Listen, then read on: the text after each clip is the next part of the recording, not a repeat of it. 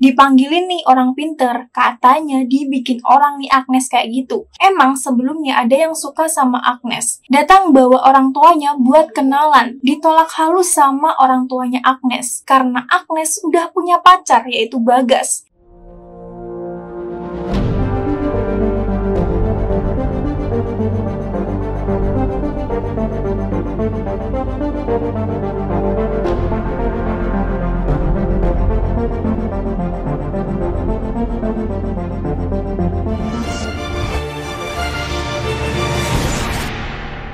Halo guys, bertemu lagi nih sama aku Tridiansi di sini. Di segmen kali ini lagi-lagi kita akan membahas nih kisah nyata pengalaman hidup dari seseorang. Oke, kali ini aku mengambil lagi nih suatu kisah yang berada di aplikasi Threads dengan temanya tuh kayak perselingkuhan yang tidak didasari atas kejujuran. Kalau nih kalian tuh pengen membaca kisah ini secara langsung, kalian tuh bisa nih klik link yang ada di deskripsi video ini. Oke, tanpa berlama-lama kita langsung aja masuk ke isi thread-nya.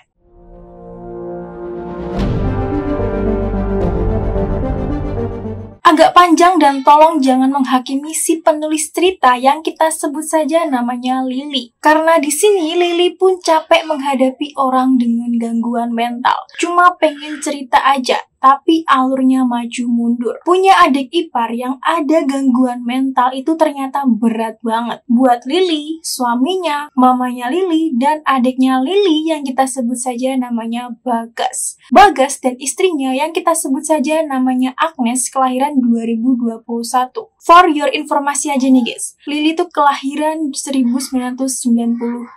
September tahun 2022. Lily tuh menikah. 2023, Bagas dan Agnes izin tunangan. Alasannya karena Bagas sering main ke Agnes. Diiyain, tiba-tiba minta nikah sederhana aja nggak apa-apa. Sayang duitnya kalau 2 kali acara. Awalnya mereka tuh pacaran baik-baik aja weh. Tiba-tiba Agnes cerita kalau dia tuh dibully pas di tempat kerja. Gak kuat mau keluar dari kerjaan tersebut. Lily sempat ngasih masukan kuat-kuatin sampai terima THR. Tiba-tiba dikabari sama Bagas kalau Agnes ngamuk terus pandangannya kosong. Dipanggilin nih orang pinter, katanya dibikin orang nih Agnes kayak gitu. Emang sebelumnya ada yang suka sama Agnes. Datang bawa orang tuanya buat kenalan. Ditolak halus sama orang tuanya Agnes. Karena Agnes udah punya pacar, yaitu Bagas. Dan semua keputusan diserahkan kepada anaknya, yaitu Agnes. Dan Agnes nggak mau nerima tuh laki-laki. Gak ada perubahan pas dipanggilin orang pintar itu. Membaik memang, tapi nggak seceria awal dulu. For your informasi aja nih guys, Agnes ikut bela diri yang ada ilmunya gitu, katanya. Pas minta tunangan itu, Agnes udah agak waras. Orang pas nikahnya Lily, Agnes tuh jadi bridesmaid-nya Lily gitu. Ya di situ Agnes tuh waras-waras aja. Ya berkat obat jalan gitu katanya. Setelah nikah baru ketahuan kalau ternyata Agnes ada gangguan mental. Yang momen rawat jalan RSJ itu gak disampein ke Bagas sekeluarga. Jadi taunya Agnes begitu karena dibikin orang terus sembuh. Udah gitu aja tanpa tahu lebih dalam kalau rawat jalan di RSJ. Bagas sekeluarga besar kan shock nih dengernya. Secara belum pernah ngadepin yang beginian. Merasa dibohongi, kenapa nggak jujur dari awal? Makanya kok minta cepat dinikahin. Ya udah, akhirnya diterima toh udah nikah juga di sini. Juli 2023 mereka menikah. Desember akhirnya dapat kabar kalau Agnes tuh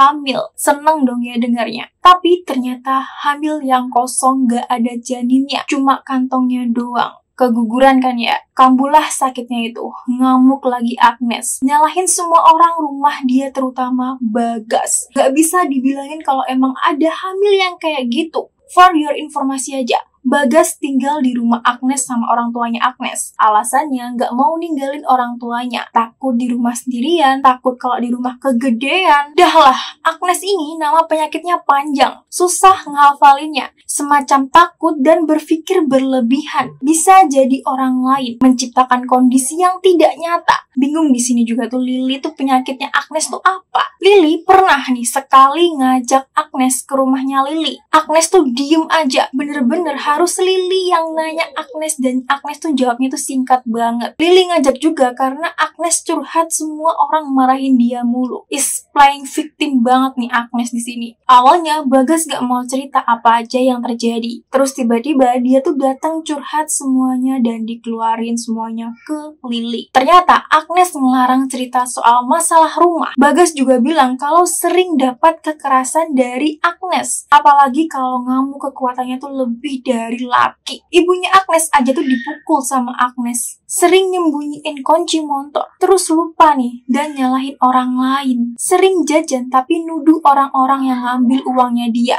Lupa naruh barang, pasti nyalahin orang lain. Setiap Bagas mau berangkat kerja, kuncinya atau helmnya tuh disembunyiin. Dituduh selingkuh, padahal pulang kerja tuh selalu on time. DM orang yang follow IG-nya Bagas dikatain pelakor. Bahkan cemburu sama Lily yang kakaknya sendiri ya kan. Pernah kejadian nih, Lily kan lagi operasi besar gitu lah. Opname selama 5 hari. Mamanya Lily kan nungguin ya guys. Agnes tuh cemburu weh. Dia nengokin kan pas di RS, tapi Lily tuh gak bisa apa-apa, bahkan ngomong pun tuh gak kuat. Pulangnya nih ya, Agnes tuh bikin story, dan kata-katanya tuh kayak gini, kalau sakit caper biar semua orang perhatian. Terus, Agnes tuh WA mamanya Lily tuh pengen nginep. Dibilang lah kalau gak bisa nih mamanya Lily, karena nungguin Lily di RS kan ya. Dibikin nih story ngancem mau bunuh orang yang ngerebut apa yang seharusnya dia milikin. Itu last day Lily opname. Takutlah ya kan Lily. Sampai notice ke mertuanya Lily kalau Agnes datang bilang Lily nggak bisa diganggu. By the way, rumahnya Lily tuh sampingnya tuh rumah mertuanya. Pulang dari rumah sakit, Lily gantian dijagain sama mertuanya. Karena pemulihan operasi bahkan setelah 2 minggu masih belum bisa jalan normal. Setelah sebulan agak pulih, Lily di WA sama Bagas. Agnes ngajak nengokin Lily. Karena kerja dibales nih pas istirahat. Mau nengokin kapan? Terus dibales lagi gini nih. Ngapain sih nengokin mulu, kan udah ditengokin. Lah, piye toh? Itu di hari Sabtu. Lily inget banget. Di hari Minggu setelah Lily ke gereja, Lily lihat story Agnes ini. Mode tulisan. Karena pakai warna biru mentereng gitulah. Suaminya Lily tuh gak sengaja mencet dan ngebaca. Kurang lebih nyebut soal Tuhan Yesus bla bla bla bla gitulah. Gak Lily sebut di sini soalnya nyakitin. Dan story kedua foto Lily doang di crop. Lily lupa apa captionnya tapi agak menyinggung. Emosi lah ya kan suaminya Lily. Gak terima nih istrinya dikata-katain. Lily yang tenaganya belum pulih normal, ya cuma gak apa-apa doang. Tapi tetap suaminya Lily emosi dan mau nyamperin Agnes ke rumahnya. Di sini malah debat nih Lily dan suaminya sampai Lily lemas. Akhirnya suaminya Lily ngalah. Yang Lily dan suaminya adepin itu adalah orang dengan gangguan mental. Kok malah emosi? Lily terus telepon nih kakak iparnya Bagas. Disitulah Lily tahu kalau Agnes tuh tega ngefitnah Bagas, bilang gak pernah dikasih uang sama Bagas. Kakak iparnya juga heran, toh Bagas ini makan ikut ibunya, gak tahu buat apa. Emosilah Lily. Lily bilang jajannya Agnes tuh banyak. Tanyalah sama Bagas rincian, pasti dikasih tahu. Bahkan setiap akhir bulan pasti minjem Lily buat uang bensin. Lily tahu Bagas. Lily tahu uang gajinya kemana aja. Siapa yang bayar listrik dan tagihan ini itu. Agak luluh nih kakaknya Agnes. Kayaknya dia tuh beneran tanya nih ke Bagas. Soalnya Bagas juga disuruh sama Lily untuk deep talk sama kakak iparnya biar semuanya tuh jelas. Kebalik nih keadaannya. Kakak iparnya jadi belain Bagas. Oh ya, Lily diceritakan sama kakak iparnya Bagas kalau Agnes itu emang bener obat jalan dari RSJ. Dia kambuh karena dia berhenti minum obat. Jadi sekarang ini yang ngulangin lagi dari awal pengobatannya. Tapi yang Lily gak suka kata-katanya yang ini. Ya kan sekarang udah nikah. Ya udah tanggung jawab dari adikmu. Saya mau mantau aja. Saya udah pernah di posisi adikmu. Di saat Agnes ini kambuh ngamuk di RSJ pas ngantri obat, Bagas nelepon kakak iparnya. Bisa mati berdirilah Bagas ngadepin istrinya sendiri. Akhirnya ya pulang. Ambil obatnya besok. By the way kan kalau gangguan jiwa begitu harus dapat dukungan dari orang sekitarnya Agnes juga. Sayangnya ibu bapak dan kakak iparnya Bagas ini gak bisa lagi nahan emosinya. Karena kelakuan Agnes ini yang semakin parah. Bagas bahkan digigit nih sampai bolong nih. Bahkan sampai tidur pun takut karena sering dilirik tajam. Segala pisau diumpetin sama ibunya, takut Agnes nekat. Karena semakin menjadi, Agnes dirawat inap di RSC. Nangis Lily kalau inget ini. Nasib Bagas begini banget. Saking capeknya mau ceraiin kalau 2 tahun gak ada perubahan. After nginep di RSC, Agnes malah kena lupus. Makanya dipulangin dari RSC. Jadi obat jalan lagi. Tambah Agnes harus dirujuk ke rumah sakit luar daerah karena di daerahnya tuh gak bisa nanganin Agnes. Udah agak normal sedikit. Dan ada kabar kalau Agnes hamil lagi. Di sini Agnes tuh disuruh KB tuh gak mau. Dan kalian tahu, ya Agnes emosinya nggak stabil lagi dan mulai lagi dramanya. Segini dulu ya guys, makasih yang udah baca. Minta doanya semoga emosinya Agnes stabil lagi. Soalnya semalam Bagas tuh WA keluarganya yang isinya kayak gini. Maaf ya kalau saya punya salah. Kenapa ini? Gak tahu kenapa Bagas begitu. Dan gak ada yang tahu karena Bagas gak mau cerita lagi. Semoga Bagas kuat menghadapi Agnes ini. Maklum, Lily suka worry kalau tiba-tiba Bagas bundir aja. Secara Bagas kayaknya udah capek banget. Lily, mamanya Lily, dan suaminya Lily juga capek sama drama Agnes yang ada aja tingkahnya. Oke, sampai situ aja nih isi tweetnya. Pesan hidup apa yang bisa kita ambil dari kisah ini?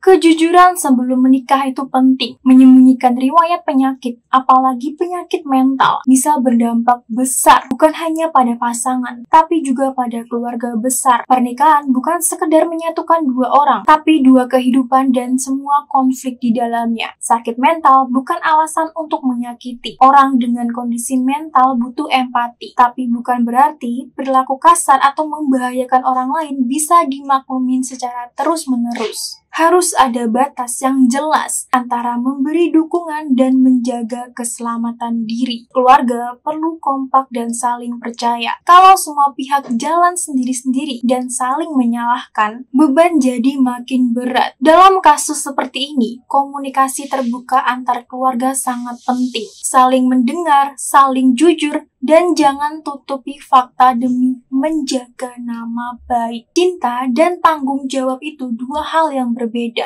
Bagas sangat bertanggung jawab, tapi jika hanya satu pihak yang berjuang, sementara yang lain terus menyakiti, itu bukan hubungan sehat. Kadang melepaskan juga bisa bentuk dari cinta, demi menyelamatkan diri dan memberi kesempatan penyembuhan lebih baik. Jangan anggap sepele tanda kelelahan batin. Pesan singkat dari Bagas yang terkesan pamit secara halus adalah alarm dalam kelelahan mental. Orang bisa sangat diam tapi menyimpan luka paling dalam. Dukungan keluarga, sekecil apapun itu, bisa jadi penyelamat hidup. Jangan lupa diri sendiri. Lily, mamanya Lily, suaminya Lily juga lelah dan itu sah. Lily berhak cerita. Lily berhak lega. Lily juga butuh tempat aman untuk menumpahkan semua yang Lily pendam. Oke, sampai situ aja perjumpaan kita kali ini. Bagaimana pendapat kalian mengenai cerita ini? Komen di kolom komentar ya guys. Sebelumnya terima kasih banget buat kalian yang sudah nonton video aku sampai akhir. Dan terima kasih banget buat kalian yang sudah menyempatkan waktu untuk memberikan saran maupun kritik mengenai beberapa kesalahan aku yang menurut kalian tuh nggak cocok. Dan dari kritik dan saran kalian akan aku gunakan nih sebagai evaluasi diri aku untuk menjadi yang lebih baik lagi dan bisa memberikan tontonan yang menarik dan juga bermanfaat buat kalian. Kalau nih kalian tuh punya ide atau mungkin kalian nih pengen menceritakan pengalaman hidup kalian dan aku bawakan di channel YouTube ini, boleh banget kalian kirim cerita kalian di akun email aku yaitu tridiansi502@gmail.com. Kalau aku ada salah-salah kata mohon dimaafkan. Aku Tridiansi. Bye bye.